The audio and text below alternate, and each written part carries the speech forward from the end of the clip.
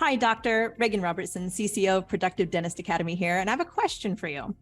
Are you finding it hard to get your team aligned to your vision, but you know you deserve growth just like everybody else? That's why we've created the PDA Productivity Workshop.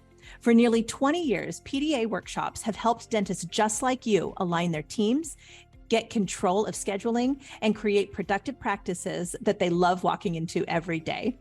Just imagine how you will feel when you know your schedule is productive, your systems are humming, and your team is aligned to your vision. It's simple, but it's not necessarily easy. We can help. Visit productivedentist.com/workshop. That's productivedentist.com/workshop to secure your seats now. The story chronicles his journey of trying to go from the bottom up to the top. And it starts out as his early days and all of the struggles along the way, and the way he's managed to systematize and put frameworks around the lessons that he's learned. That is kind of the premise of this book. Welcome to the Everyday Practices Podcast. I'm Regan Robertson, and my co-host, Dr. Chad Johnson, and I are on a mission to share the stories of everyday dentists who generate extraordinary results using practical, proven methods you can take right into your own dental practice. If you're ready to elevate patient care and produce results that are anything but ordinary, buckle up and listen in.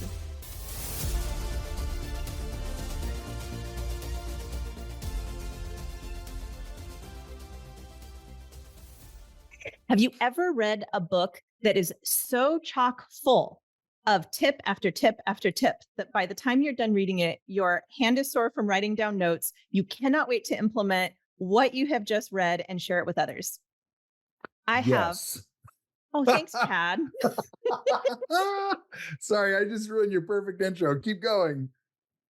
Welcome to Everyday Practices Dental Podcast. I am your host, Regan Robertson, here with my faithful co-host, Dr. Chad Johnson, and we are discussing the book, the myth, the legend, the man, Unreasonable Hospitality, the remarkable power of giving people more than they expect by Guidara. Chad, right. welcome to our show today. What a fun book. It was your suggestion. Here we read it, and it sounds like you loved it as much as I did. This suggestion was a share on top of a share on top of a share. So in your own little circle and groups, if you're in a Facebook group or a message forum or a text thread, I think excellence surrounds excellence. So you're always sharing things. And this book came from Dr. Adrienne Reynolds, who is our chief HR officer. And she was excited about it. Cool. And then, so she got me to download it. I started listening to it. And then, I am a Business Made Simple certified coach and a certified story brand guide through Donald Miller.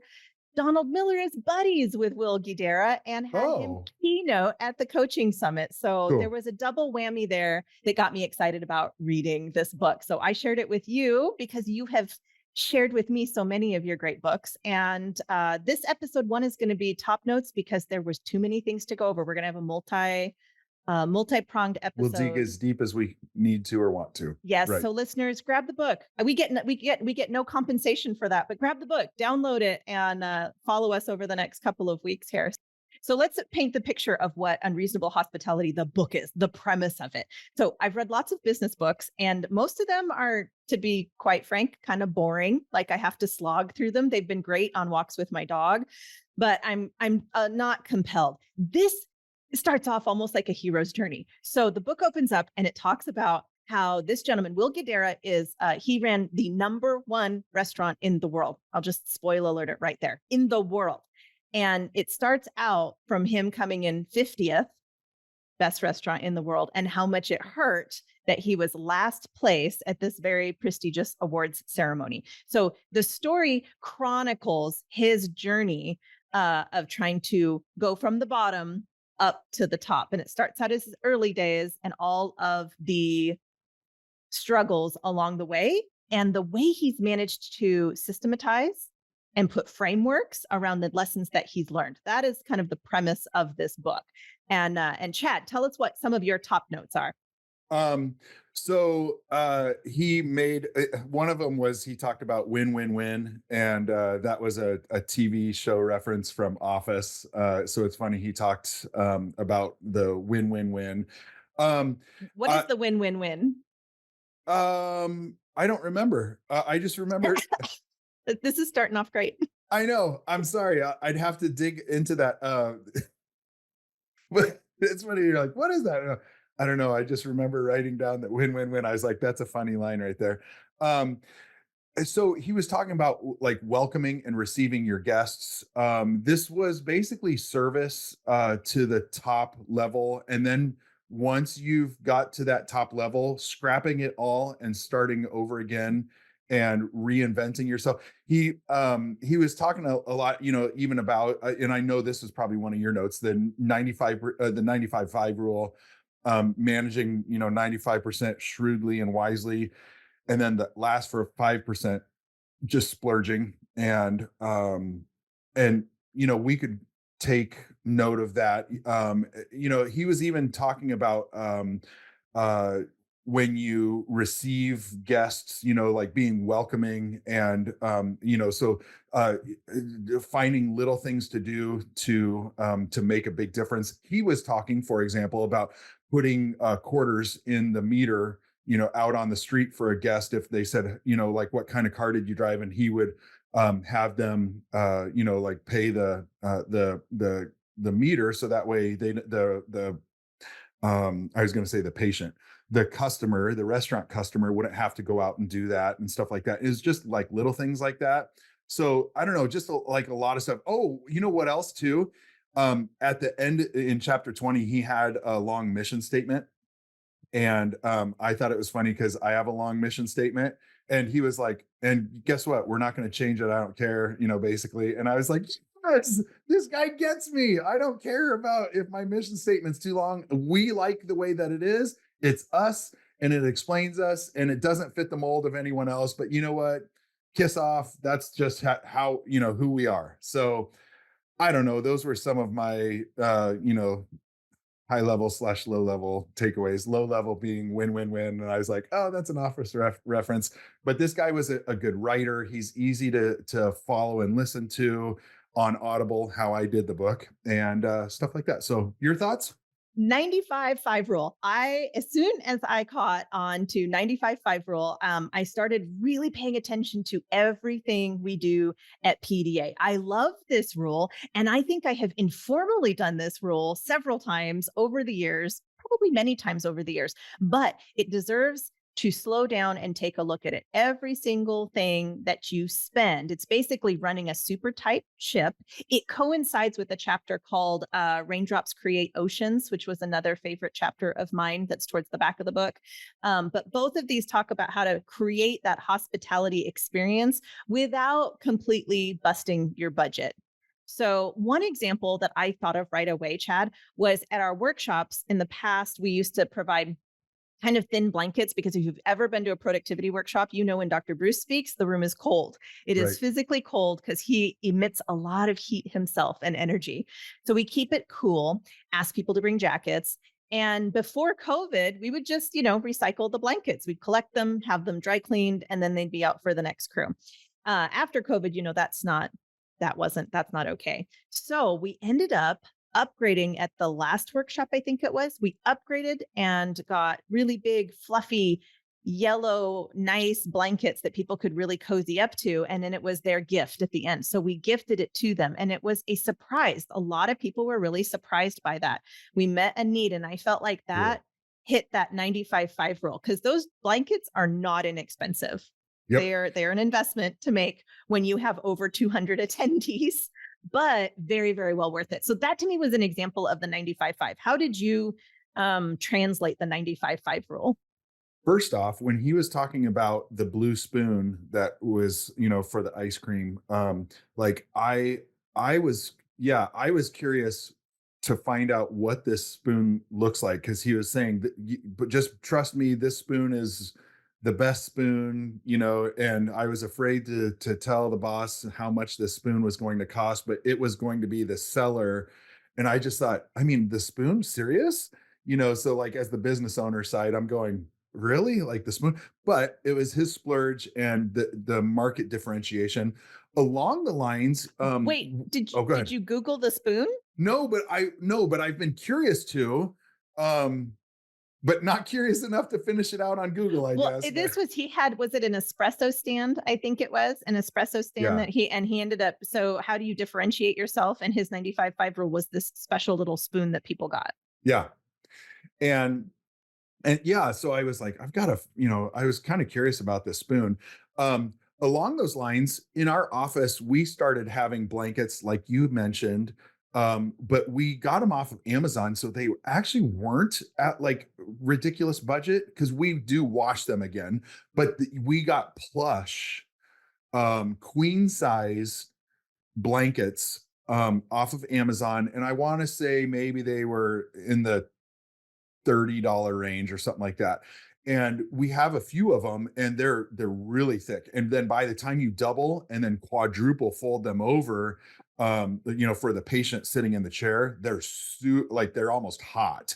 And so when a patient's like, I'm cold, we can either drop those in the dryer real quick or just bring them out and that's a cool splurge, to give the patient not like this, thin little sheet kind of thing or something and go, hope you get warm, like you would on an airplane. They give you the little thing. And I I was understand, thinking of I was thinking of when you go in for your annual exam and they give women, I don't know what they do for men, but they give women like it's almost like a paper yes, dress to yes, wear, and it's thin and it's cold in the room yes. and you have to just sit and wait and you're dressed in this tiny little thin paper. It's like it is not enjoyable. Do you know what they give guys?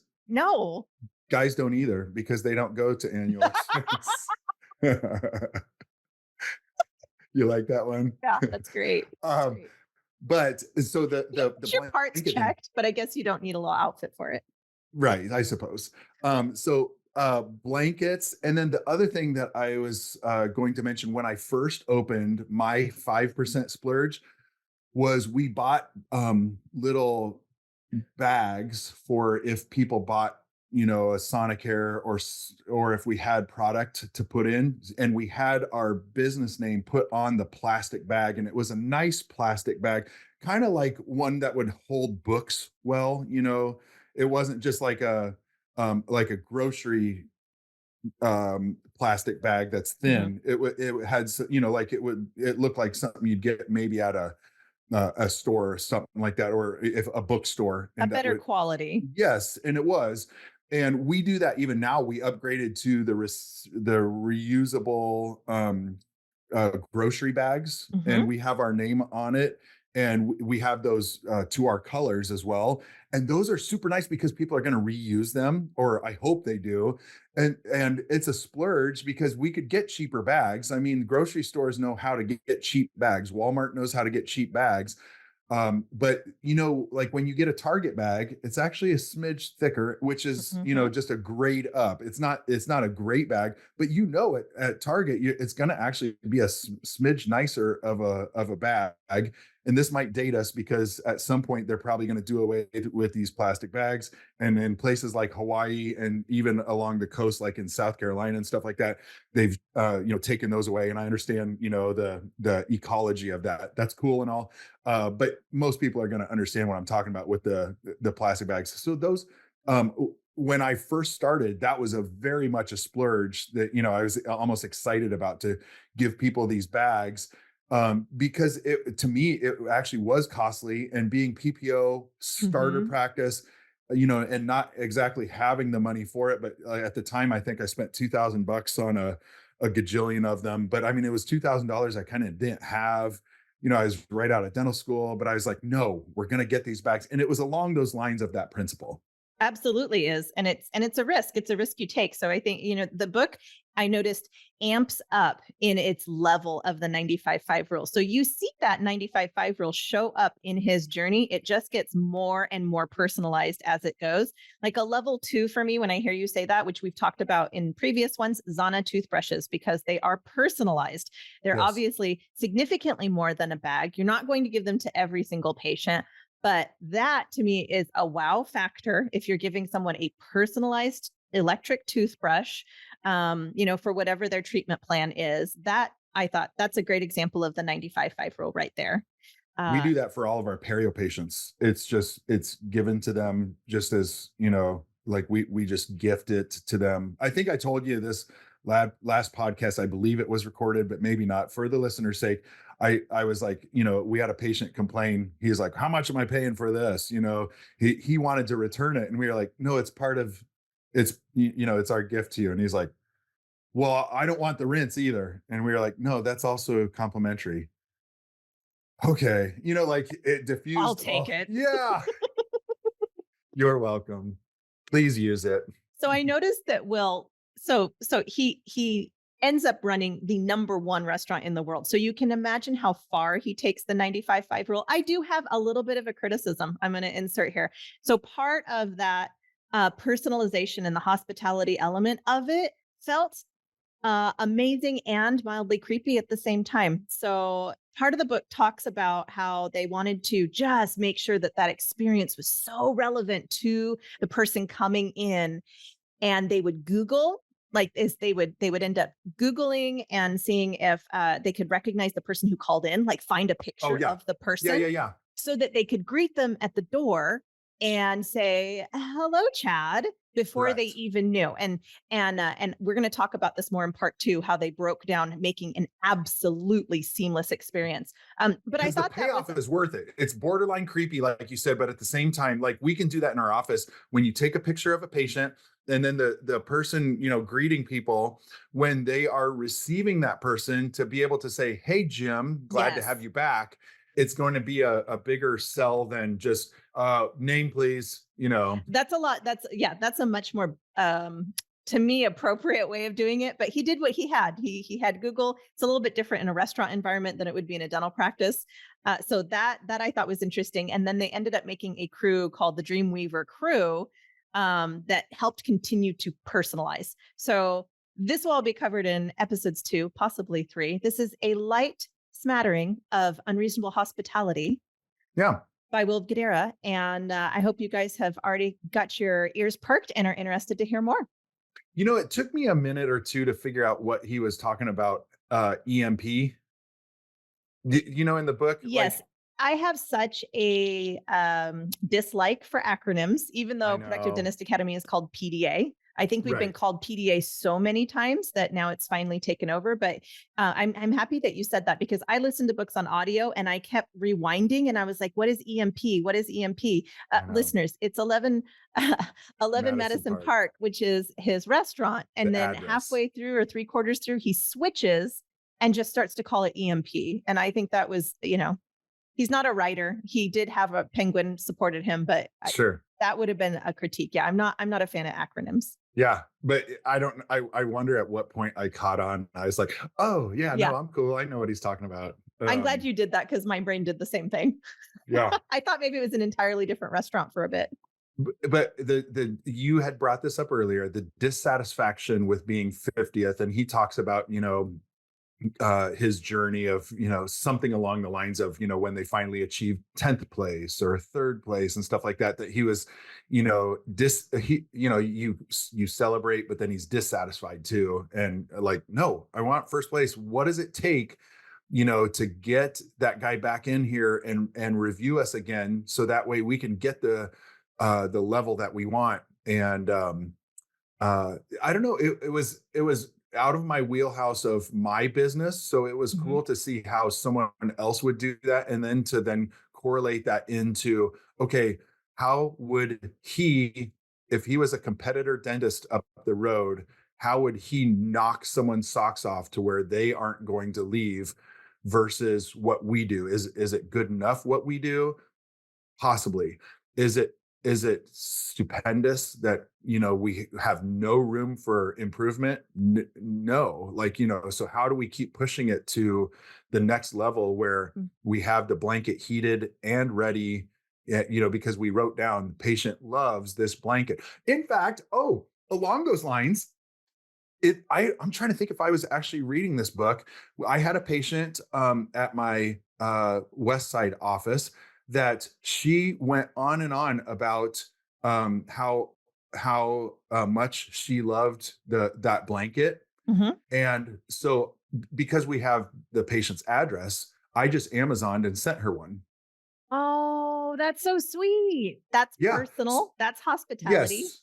and it shipped the next day. So she got it the next day, and she sent me a message, and said, like, that was awfully sweet. Look what came to my door. And I mean, she knew where it came from.